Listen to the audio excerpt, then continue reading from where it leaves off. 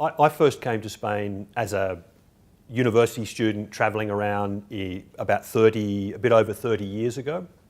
And I was immediately very, very attracted to the country for a whole range of reasons. And I went back to Australia thinking that I would like to go back and live in Spain. And this was in the mid-1980s when, in fact, Spain was only just joining the European Union. My friends thought I was completely crazy. In fact, some people even didn't really know where or what Spain was. And I said, no, I'm going to go and live in Spain. So I came back in the late 1980s and I arrived and spent some years living in Madrid. And that was the beginning of what's now been 33 years of contact with Spain. And so I have worked in Spain in a range of occupations. I've worked in education and in media and translations and so on.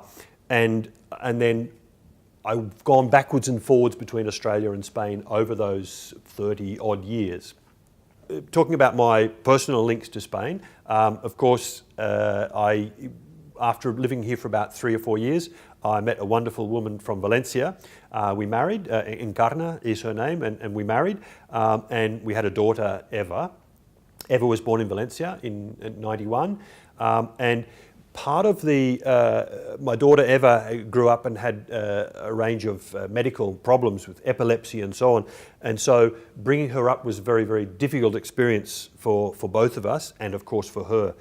And part of the book I talk about the fact that she had to go through special education system in Australia and also in Spain. And the way in which I was able to observe the way in which children with some degree of disability, and thankfully in my daughter's case it's a small degree of disability, but nevertheless seeing the way those children are educated and are treated in both countries told me a huge amount about the cultural differences between Australia and Spain. A huge amount.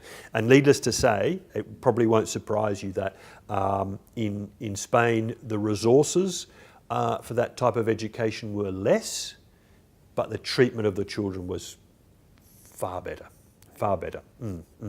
Much more loving, much more considerate, much more inclusive. Yeah, much more.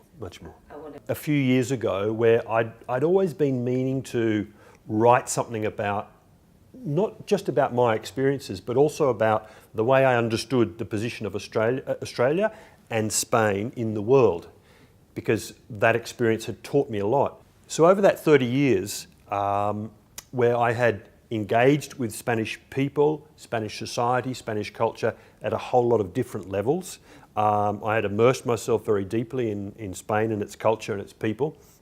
And I felt that while there was in Australia, for example, a great love and affection towards Spain, the knowledge of Spain was really very, very minimal. People really didn't know that much about Spain, beyond the obvious typical topical areas that we all know about. So I wanted to write something a bit more profound about that. So the book, one of the reasons for the book then was to explain to an Australian audience this country, Spain, which had been and continues to be one of the most important political and cultural parts of Europe. Spain's the importance of Spain's history in European cultural traditions is unquestioned.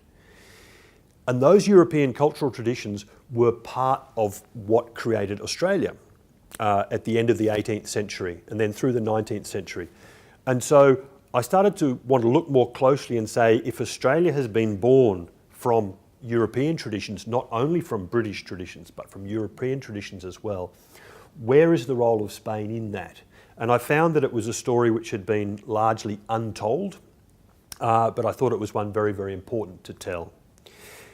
Another reason why I wanted to write this book is because over the years I have noticed, and I'm not the first person to notice this, but I've noticed, particularly in the Anglo-Saxon world, there's a lot of talking down about Spain. There's a lot of negative press, if you like, about Spain. As an Australian, We come, of course, from the same intellectual and the same language tradition as British and Americans, but we come also, I think, culturally from a very, very different place in the world.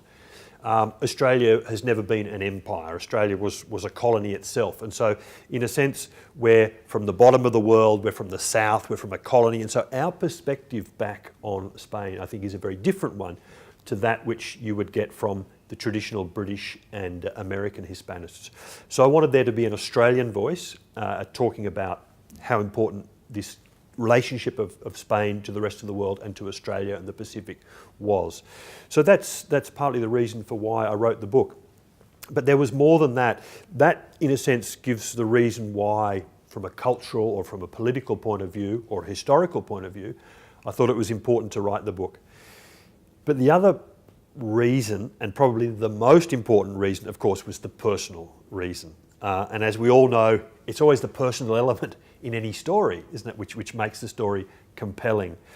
And it's fair to say that the 30-odd years that I've been exposed to or engaged with Spanish culture have changed me as a person, have changed me very, very much. And it's not a matter just of, in a sense, of superficial changes, or you go and live in a different country, you do a different type of job, you learn to speak another language. Those are the, if you like, superficial changes in a person's career, in a person's life. But what Spain, and I speak about this in the book, what Spain has done is it has made me, I believe, a much wiser, better, and more compassionate person. So I like to say that Spanish culture has had an enormous influence on me as a person. It's made me a better person. So it's obviously given me a lot more experience of the world and exposed me to a much wider range of people and professions and places. But the most important thing is what it's done is the way it's changed me. My heart, if you like. Let's go directly to it. That's where the most important changes have happened. So that's why I wanted to write the book, The Beautiful Obscure. And I'm pleased to say that since writing and publishing the book, it's been received very, very well in Australia. And I hope that in the near future we'll have a Spanish language edition, which I hope will be of interest to a Spanish audience as well.